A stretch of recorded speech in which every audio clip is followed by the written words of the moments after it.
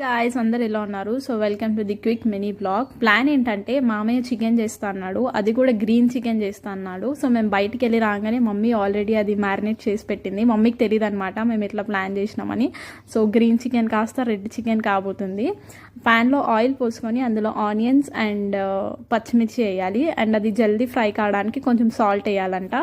ఆ తర్వాత 5 minutes తర్వాత అల్లం వెల్లుల్లి పేస్ట్ అయితే వేసాము.